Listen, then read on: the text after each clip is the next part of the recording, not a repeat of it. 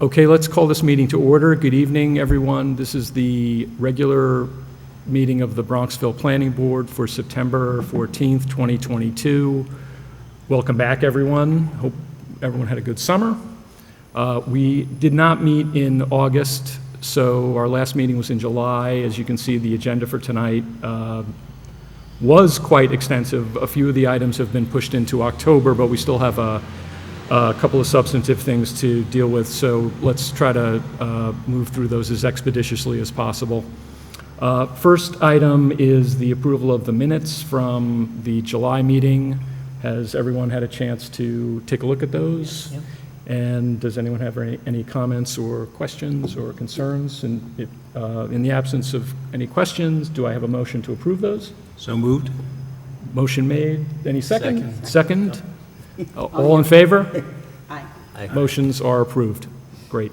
Okay, first item is the site plan application for Verizon at Lawrence Hospital. Do we have someone on behalf of the applicant? Good evening, Chairman, members of the board. My name is Michael Sheridan, attorney with Snyder & Snyder, the attorneys for New York SMSA Limited Partnership, DBA Verizon Wireless. Verizon is looking to do modification of its existing facility on Lawrence Hospital, which includes the installation and replacement of antennas on the roof of that building. We're here in front of the board tonight in connection with the required approvals, which under your code I believe is special use permit and site plan approval. We're also here tonight in connection with obtaining a recertification for the original special use permit to allow the facility to remain operational. The modification of the facility is necessary for Verizon Wireless to provide their enhanced services to this area of Bronxville. And I would note that the application for the modification of the facility is what's called an eligible facilities request under federal law, which, if it meets certain criteria, which this application does, or at least I would argue it does, and you can ask your consultant. But if it does meet those qualifications and eligible facilities, as an eligible facilities request, this board must approve it, or shall approve it, is the language in the code, in the law. So it shall be approved, and we're here tonight to get that approval because there is a time limit, although we've sort of exceeded that time limit at this time, but we would like to get the approval tonight, knowing that it is required under federal law. The last thing I'd like to mention is that we are in receipt of a memo from your consultant, and that the consultant confirmed that in addition to having some conditions which appear to be reasonable, did confirm that the RF emissions at ground level were acceptable, and that the recertification application appeared to be comprehensive. Thank you. Thank you. Mr. Musso, would you like to comment on the application? Yeah, Chairman and members of the board, thanks for having me back tonight. Mike Musso from HDR, working on behalf of the village. I do have and I know you're in receipt of a September 6th tech memo. Our approach was to look at the application at hand, which is for two things. One is to allow an upgrade of an existing cell site. Verizon has antennas and equipment on the roof of the hospital. As they did in 2015, and as other carriers on the hospital roof have done over time, Verizon's proposing to swap out some of the antennas for newer equipment and adding one antenna in each of 3 sectors. 9 antennas exist right now. The proposal is for 12 antennas. We looked at the technical information, which I'll run through if you allow me in a minute or two. We do understand that site plan and special use permit approval would be required to allow the modifications. At this time also, the applicant is adhering to a code item that requires wireless carriers to recertify their existing facilities. So over time that happens. Your code prescribes 5 years It's been, I think, a little over 5 years since there was a recertification application. But they're tied together in this action. So I think there's 2 actions maybe to take tonight. There would also be a building permit if this is approved by your board in order to manage the construction.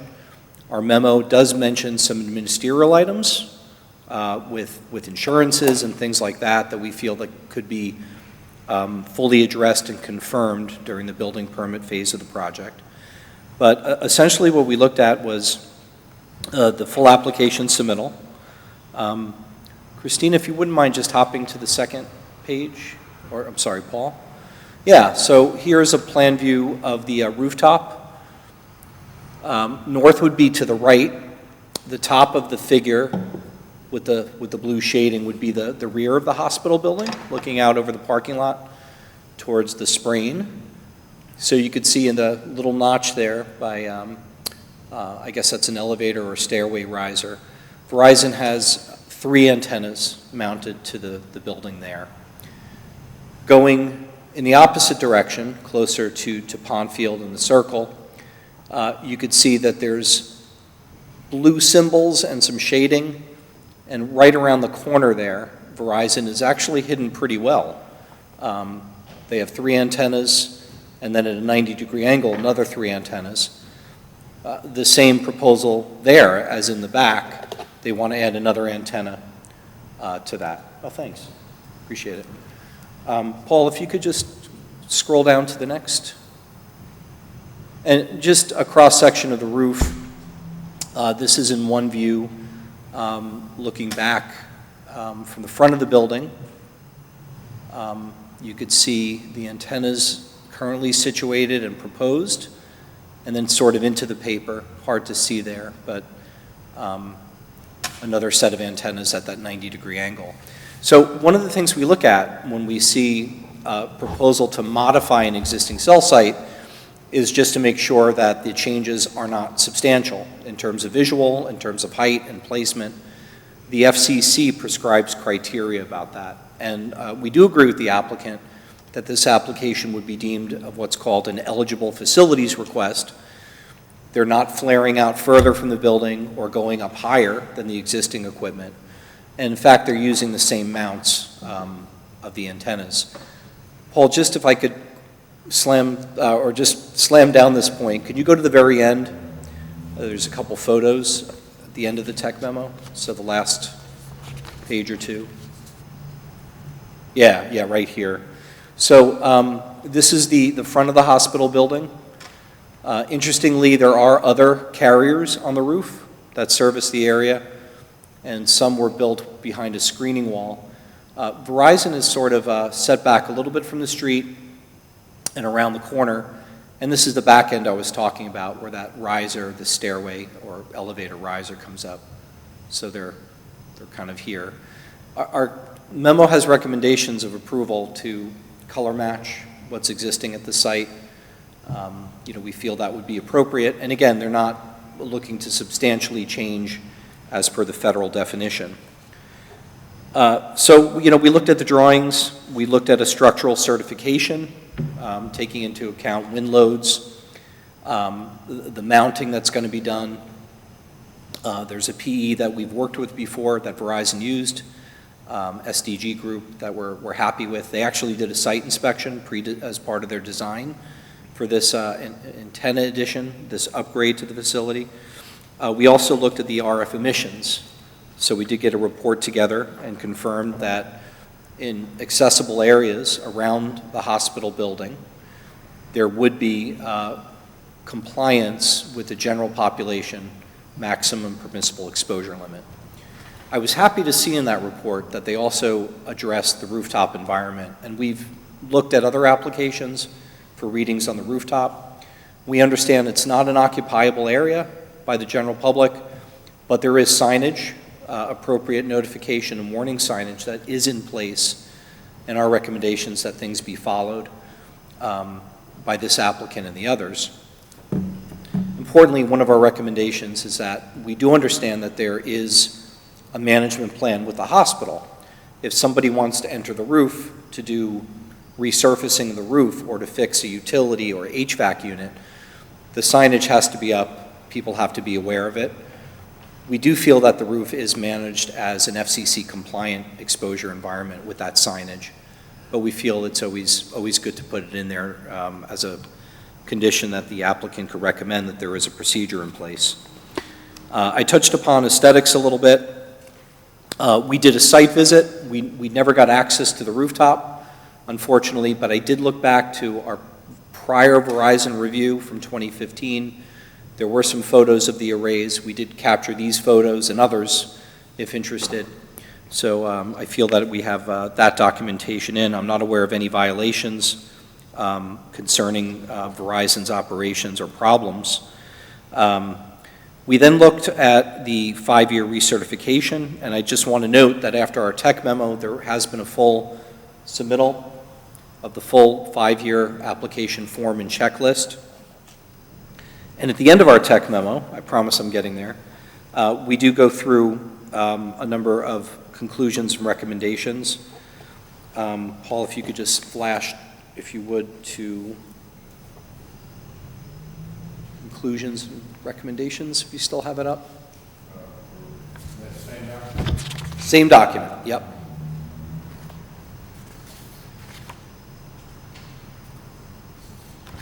Yeah, just back a few pages. Keep going back. One or two more. It's page 5. Yeah, yeah, towards the forward. Yeah, yeah. Next one. Thank you. Yeah, so we do have some standard type of recommendations for this type of proposed upgrade. Color matching, the aforementioned FCC signage, and rooftop access and protocols for those not trained, like Verizon and the other carriers that may enter the rooftop. Appropriate grounding, local code compliance, that is clearly indicated on the drawings. It's something that could be confirmed during the construction and the building permit. A reminder about operations, you have a pretty tight wireless code as part of your zoning code as a chapter in your zoning code. I do want to mention here that 5G services are not being proposed as part of this upgrade.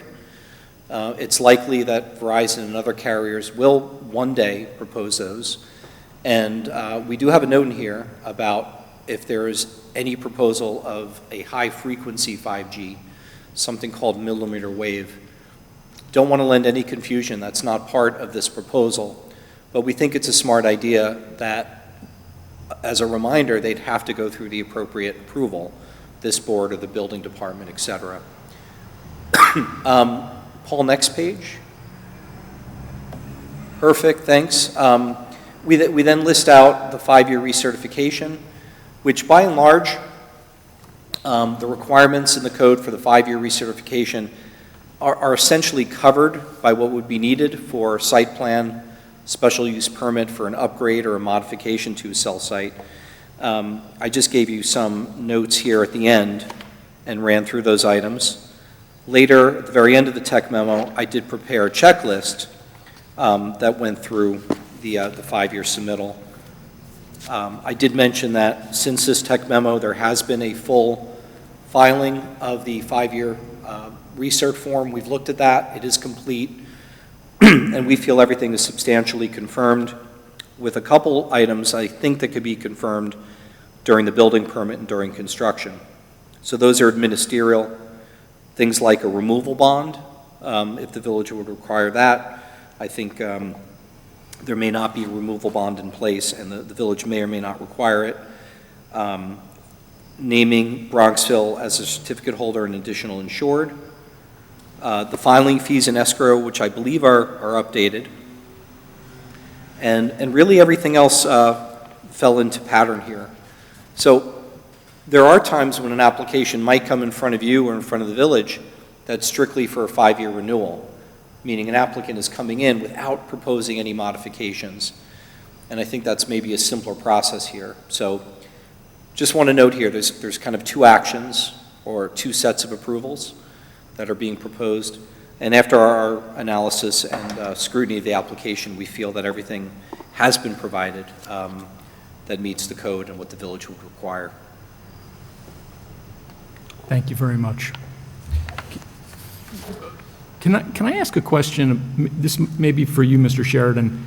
On the 5-year recertification, I mean, maybe it's an obvious question, but if the last one was in 2015, or March 2015, I think, and we're sitting here now in September 2022, so we're about 2.5 years past the expiration of the previous 5 years.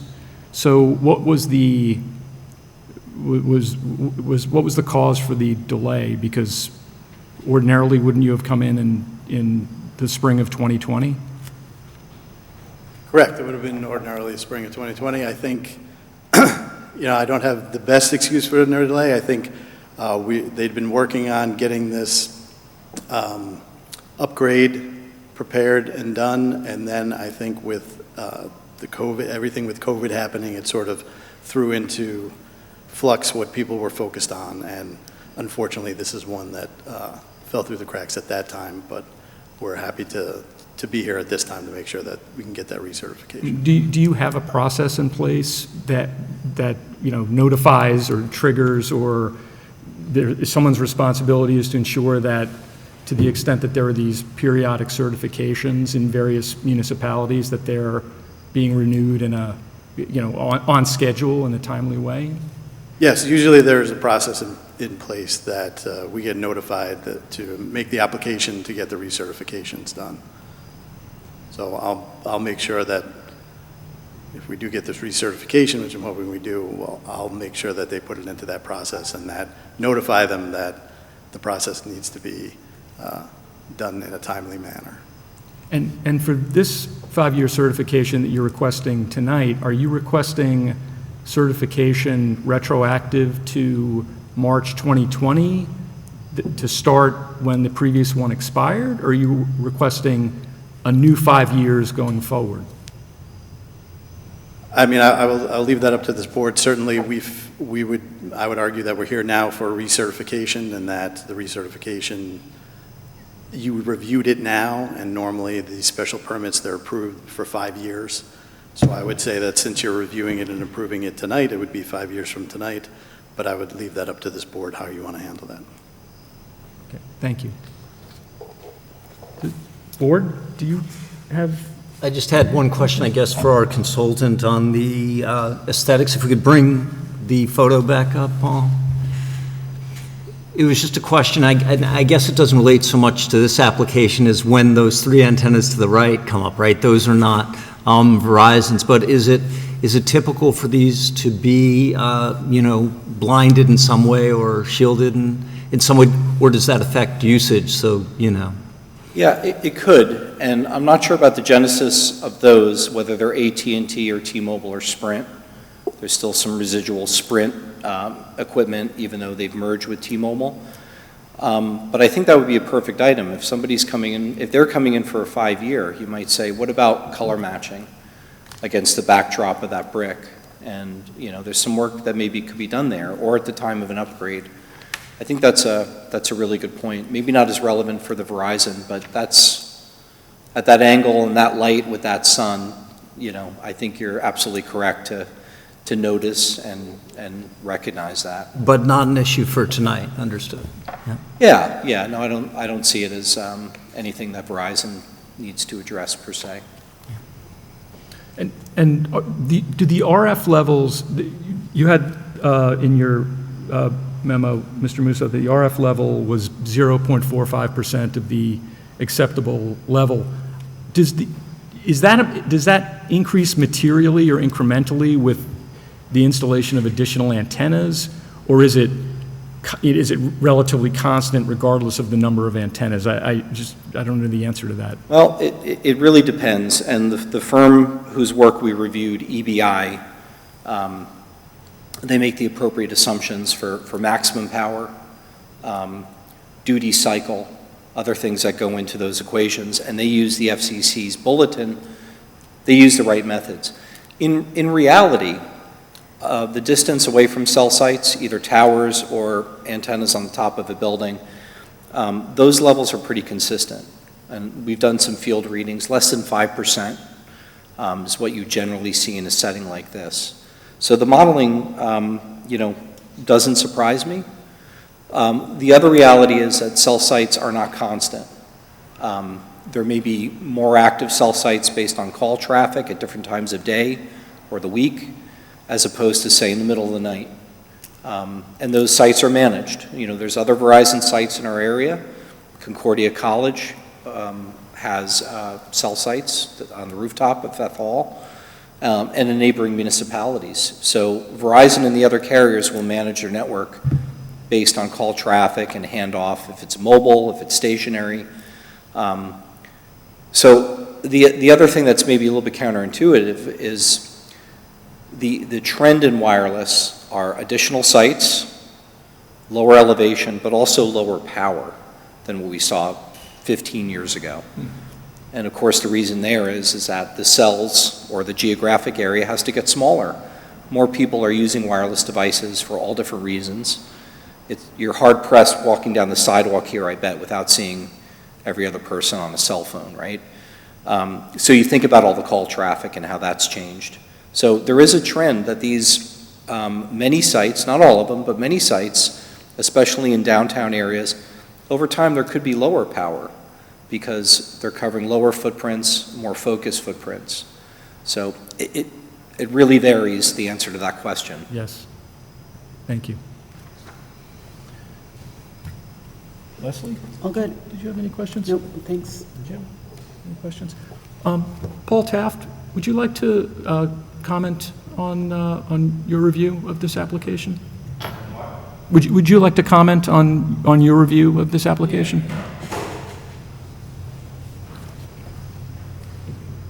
Hi, I'm Paul Taft, the building inspector, Village of Bronxville. I really don't have any, comments, yay or nay, concerning this. I think it's basically a replacement in kind, a couple additional panels, but I think the view of those are minimal, and I don't have any further comments regarding the renovation of it.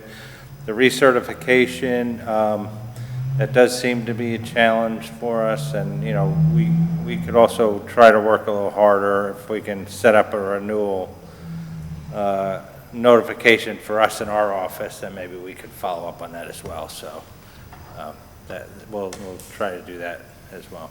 Yeah, it does seem to make sense to do the recertification at the time you make a change to the equipment. It seems like, particularly this came through in the HDR memo, that a lot of the requirements in terms of information are substantially identical and they overlap significantly. So just from a kind of workflow perspective, but having said that, that's not currently the way the Bronxville code is set up. The 5-year recertifications are on a different time frame from the applicants making business decisions about upgrading their equipment. So maybe that's something separate from this meeting we can take a look at to make it better for applicants and better for the village. Yeah, I think we can all do a better job. Maybe work together with the frequent firms that do these and try to get on the same page. But you're right. Technically, it's not as per the code, and if we can keep closer to that 5-year, I think it would be a lot different if it was a 6-month overlap and it was due to working on renovations and getting that through. So I agree with that. Yes. And do you have an opinion or a view on whether for the recertification we should keep them on the 2015, 2020, 2025 cycle, or whether we should restart a new 5 years tonight? That's a very good idea. I think, I'll have to look into that. If we can sort of get that to be more synchronized, it would be easier for everybody, yeah. This way it's sort of get them all on the same cycle. I think that would be a great idea. Well, it sounds like from the applicant's perspective, they'd like to have a new 5 years. Yes. Tonight. So to the extent we are prepared to take some action on this, that's I think what they're requesting, but, and, you know, the reality is the previous 2.5 years is kind of water under the bridge at this point. Right, right. I suppose technically they were in, you know, technical non-compliance with the, you know, certification requirement.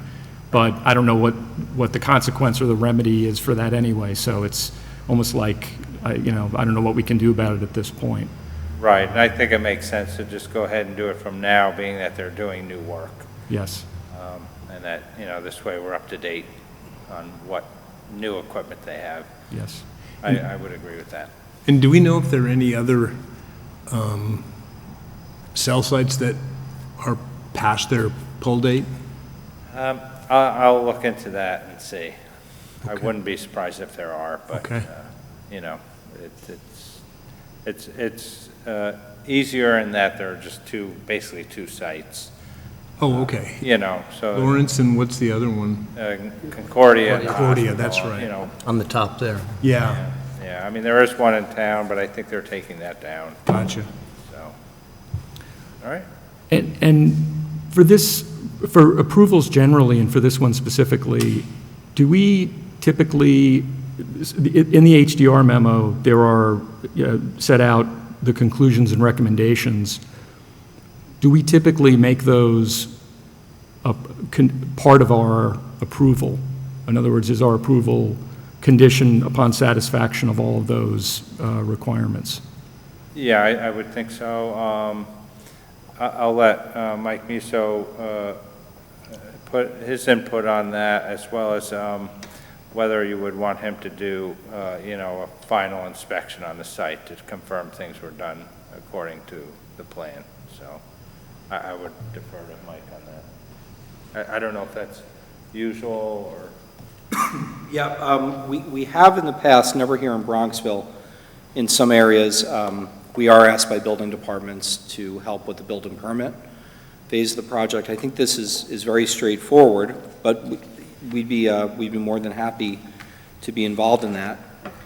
If you are crafting a resolution, our suggestion always is to reference the memo and actually copy the recommendations out, if you're inclined to do that. So that way it's in the resolution, and that will go right into the construction company that would be doing the build-out of this upgrade. So that's something we always recommend, at least that the boards would entertain, taking any recommendations and putting it into a resolution of the board's crafting. Yes. And Mr. Sheridan, are you, from a substantive standpoint, are you comfortable with the recommendations? I think on many of these, you're probably already planning on pursuing the project in compliance and consistent with those recommendations. Are there any that are potentially problematic for you or your client? I don't believe so. I think they're pretty reasonable recommendations, and certainly we would be complying with these. You know, some of them are during construction, post-construction sort of items, but I will pass them along. Yes. Okay, thank you. Okay, I guess at this point we should, any more questions from the board? Okay, at this point we should open up the public meeting. Seeing no input from the public, we will close the public meeting.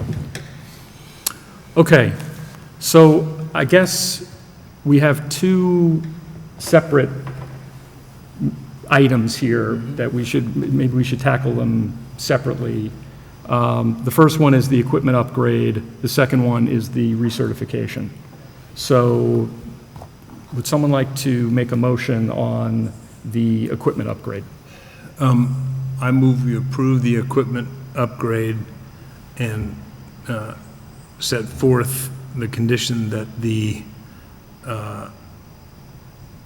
discussion in the HDR memo be included as part of that approval. Right? Second? Second? Seconded by Leslie. All those in favor? Aye. Aye? Okay. So the equipment upgrade is approved. So now, the recertification. Do I have a motion on the recertification? Move we approve the recertification effective currently, For 5 years. for 5 years, I'm sorry. And presumably subject to the HDR memos, recommendations. Were there HDR recommendations on that, or no? I just wanted to... Not so much, well, not so much recommendations, but there was more of an inventory of a checklist. I would say yes, because there's a couple items that I think the village administratively can confirm at the building department level. So subject to your checklist? I think so. I think you could mention. I'd propose that if that's okay. That's fine, that's fine. Okay. Yeah, I think you could mention the memo in the same way. Okay. Do we have a second? Second. We have a second? All those in favor? Aye. Aye. Okay, recertification granted. Clock starts ticking now. Thank you very much. See you in 5 years. Noted, yeah. Mark our calendars. Good Yeah, luck. exactly.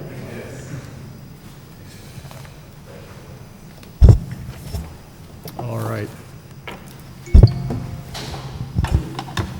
So, next item for tonight is, actually, so the next two items on the agenda are an awning, actually two awning applications. One is for Henry's over on Palmer, and one is for the A12 Patricia Knox Designs over on 5 Pondfield Road. That's the,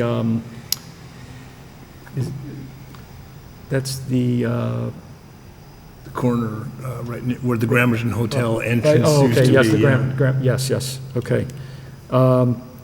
Now, on both of these, just in the way of background, these were both reviewed by the Design Review Committee at their meeting last Wednesday.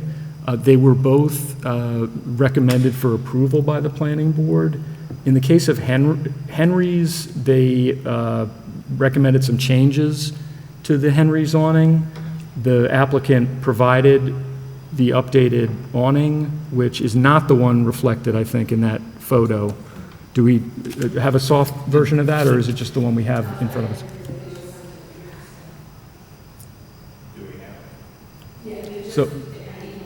So it's the, yeah, it's the paper one that you guys have, yeah, and, got it. So why don't we, and then, sorry, just, I know I'm bouncing around a little bit, but just I want to lay the groundwork for these. And then in the case of the Etoile Patricia Knox, that was recommended as submitted. Right. So let's take the Henry's first. Do I have a motion to approve the Henry's awning Yeah, as revised. as revised? Made and seconded. Yep. All those in favor? Aye. Aye. And then in the case of A12 Patricia Knox, do I have a motion to approve that? So moved? Motion, seconded. All those in favor? Aye. Aye. Approved. Great. It's funny, when you go around town, there's a lot of variation from the rules. Like, there's a bank that has 3 awnings and has its name on all 3. And then right next to it is Citibank, which has 3 awnings and its name only on 1. And the way I read the rules, Citibank got it right and the other bank didn't. Yes. Unless there was a variation or the rules have changed. But the rules are pretty ancient origin. Yeah, there's, you know, I think there are some businesses that have made changes to their signage Yeah. without necessarily complying with the approval requirements. There are some that have signage that predated the sign regulations. Yes, okay, that makes sense. And so they, because they've never had to come before the DRC or the planning board, those have just continued on. And so they're, you know, yeah, everyone has its, each one has, probably has its own history. Story. Yeah, Yes. But we can, you know, as a board, we can only take them as they As they come. come. Yeah. So, right. But it is interesting to note that there are enough variations so that you couldn't discern a rule driving down Pondfield Road to figure out what the rules might be. You might come to that conclusion on zoning, too, given all the Fair enough. grandfathering, you know, that, Yeah. when I think about how close our house is to the next house, you know, that would not be, Yeah. yeah. All right, well, our next meeting is October 12th, 2022, and do I have a motion to adjourn? So moved? Motion, seconded? All those in favor? Aye. We are adjourned. Thank you very much.